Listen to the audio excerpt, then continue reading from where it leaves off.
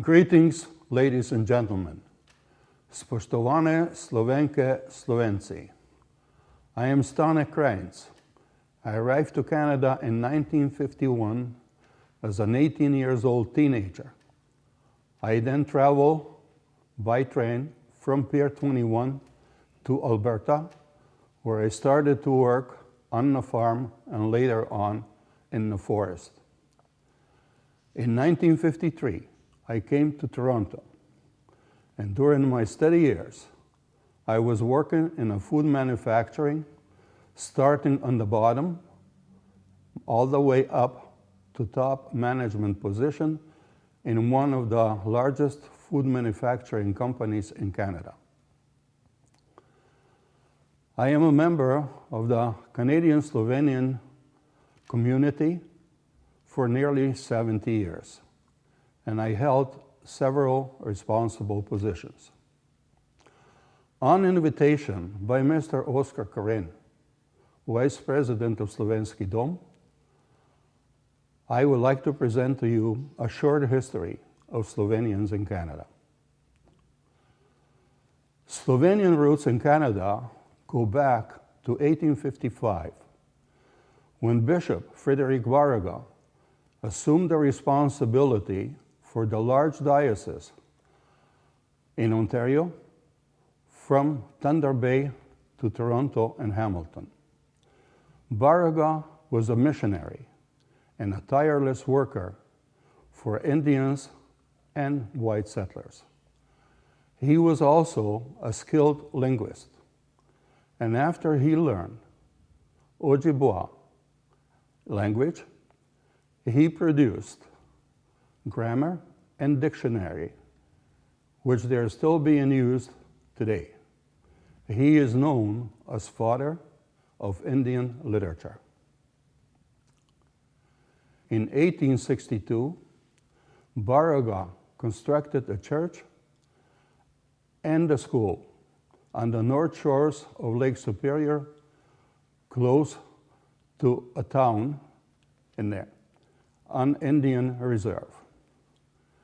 By this church, Canadian government erected a plaque honoring and thanking Varga for his contributions to Indians and to Canada. In 1948, Aloysius Ambrosius arrived to Canada, and he was ordained priest in 1955.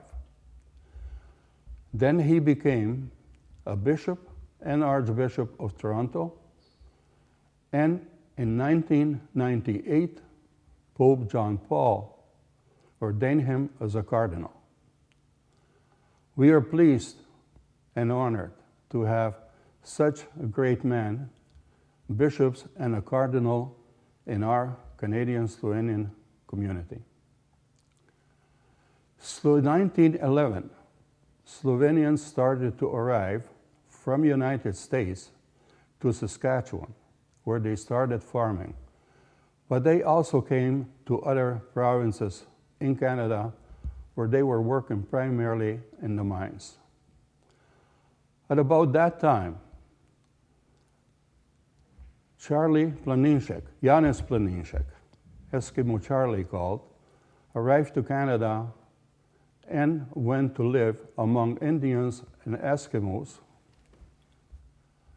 Canadian Slovenian writer Cvetko Kocijančič wrote the book Gospodar golega ozemlja. In this book, Mrs. Kocijančič presented Planinšek's life and 8,000 miles expedition from Arctic to tropics. In 1927, Slovenians in Windsor established an organization named LIRA. They also owned a cultural home. In 1930s, emigration to Canada was stopped due to the Depression and a high unemployment. In 1933, Slovenians in Kirkland Lake, Ontario, established an organization, BLED. Several years or many years later, BLED head office was moved from Kirkland Lake to Beamsville, Ontario, where they also constructed a nice cultural home. From 1930s to just a few years ago, we had 13 Canadian Slovenian young men playing in the National Hockey League. And during the Second World War, 142 Slovenians enlisted and served in the Canadian Army and Air Force. In 1948, 7,500 Slovenian political immigrants arrived to Canada, primarily in Ontario, where they were working mostly on the farms and construction. Bata Shoe Company existed at that time, and they employed 60 Slovenians. Some of them were young Slovenian gymnasts. And they formed an organization, Slovenska telovadna zveza, under the leadership of Frank Gormack, who was a Canadian champion and a member of Canadian Olympic team. In 1954, first Slovenian church construction was completed on Manning Avenue in Toronto, and Slovenian priests were publishing Božja beseda, Word of God. At about that same time, first Canadian credit union was formed, Kranjc, in Toronto. Some years later, a second credit union was formed in West Toronto, and just a few years ago, the two credit unions joined into one, and they are now operating as Moja Financial. In 1960, Canadian Slovenski home was established on Pape Avenue and blessed by Father Prebil and Reverend Aloysius Ambrosic. After the blessing, a banquet was held, and where the main speaker was Dr. Kranjc. Slovenski Dom made an initiative and produced a film named Slovenian Roots in Canada. This film was shown several times on Canadian television. In 1959, first Slovenian dance group, folklore group, Nangel, was organized in Toronto by Cyril Sorshak. In 1962, second Slovenian church was constructed on Brown's Line in Toronto.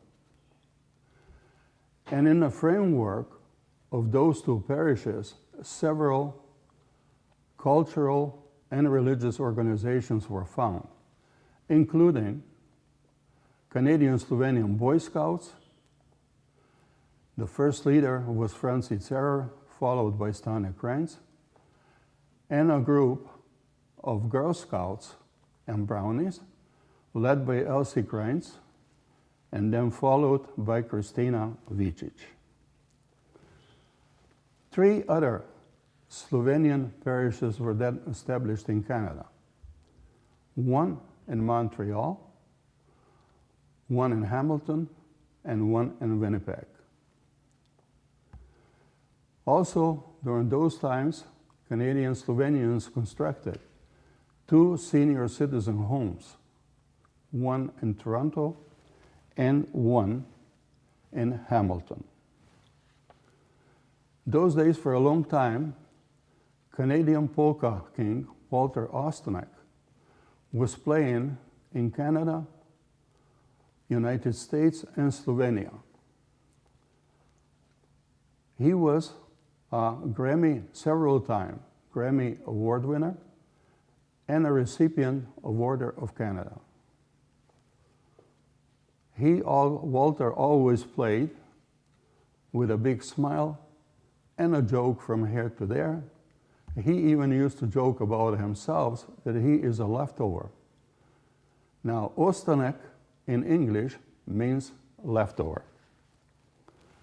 In 1989, Canadian-Slovenian Congress was formed. The first president was Dr. Habjan, followed by Stane Kranjc. The objective of the Congress was to unite Slovenians, to help form the World Slovenian Congress, and to start the work for independent Slovenia. In 1990, Canadian-Slovenian Chamber of Commerce was formed. And the first president was Joe Slobodnik, followed by Frank Brunset. The objective of this organization was to help Canadian businesses to establish communications and trade with Slovenia.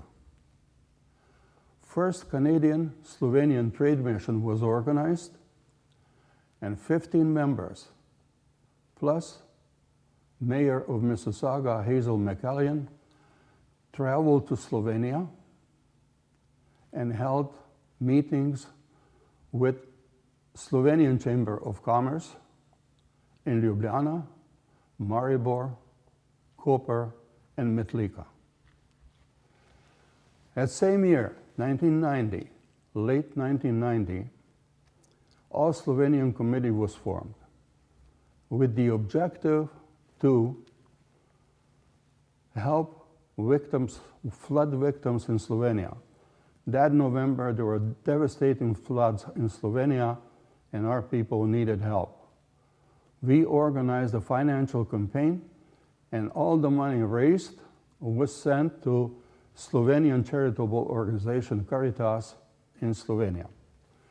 After this campaign was completed, we formed a much larger financial, cultural, and political campaign for independent Slovenia. Beside financial campaign, we were also talking to and writing to leaders of the Canadian government, like Prime Minister Brian Mulroney, External Affairs Minister Barbara McDougall. We were asking them, please help to stop the war in Slovenia and in Yugoslavia. And we'd like you to recognize independent Republika of Slovenia. In framework of All Slovenian Committee, like I mentioned, we organized a financial campaign. Its leader was Viktor Zenkovic. We formed a information center led by Leander Škof, and radio, Voice of Canadian Slovenians, Maria Ahačić-Polak, its producer. We also spent a lot of times in communicating with people, with Slovenian people in Canada, getting their ideas and their support. After the independent Slovenia was formed, Slovenia opened an embassy in Ottawa, and they appointed Mr. Joe Slobodnik as a Consul General, honorary Consul General of Republic of Slovenia. Joe did help a lot of Slovenian people in Canada, and in Slovenia. Canadian-Slovenian Historical Society was formed. Its founder and the first president was Stane Kranjc. The objective of this organization was to collect, organize, and preserve the history of Slovenians in Canada, because much of it was being lost. We were collecting the history from individuals and organizations and whoever we were able to get a lot of it from Canadian Slovenians. After the organization was formed,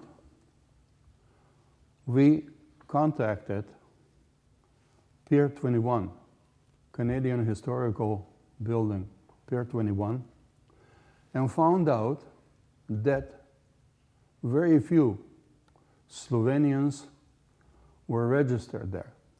And that was mainly because up until the point that Slovenia became independent, Slovenians arriving to Canada were identified on their passports as Yugoslavians or some other nationality.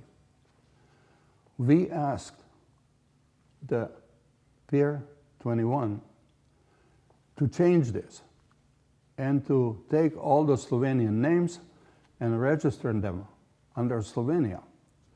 But Pier 21 did not agree, and they said, what's written, it cannot be changed. Sometimes after that, on recommendation by Slovenian ambassador in Ottawa, Veronika Stane, we contact Pier 21 again, and we ask them, could they present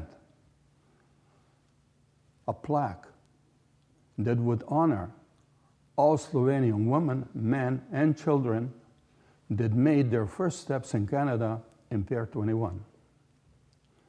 The museum agreed under two conditions. One, that we cover the expenses, and two, that we limit the number of words on the plaque.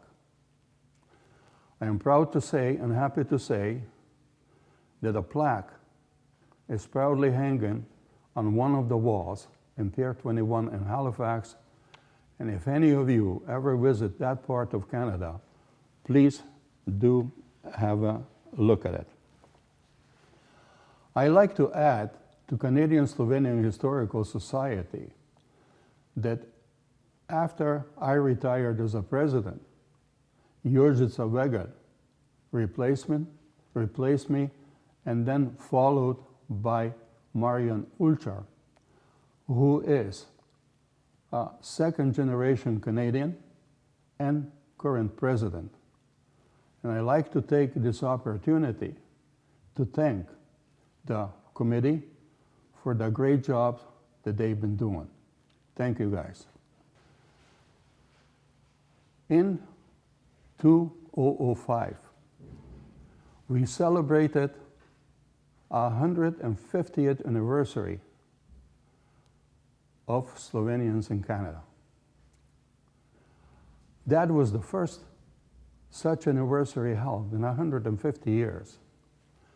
And really, up to that point, there really wasn't much said or written about the long existence of Slovenians in Canada. I wrote a short history of Slovenian in Canada, and I forwarded this to Canadian government leaders and to Slovenia.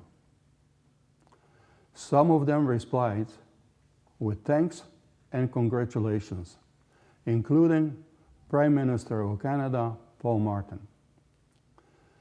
The celebration was held on Slovenian summer camp grounds near Bolton. About 1,000 people attended from various parts of Canada, United States, and Slovenia, including the External Minister of Slovenia, Dr. Dimitri Rupel, who at that celebration also presented 3 Slovenians with Order of Slovenia medals for merit and contributions to Slovenian community. The 3 recipients were Father Tone Zrnc, Dr. Franceska Bjan, and Stane Kranjc. In 2006,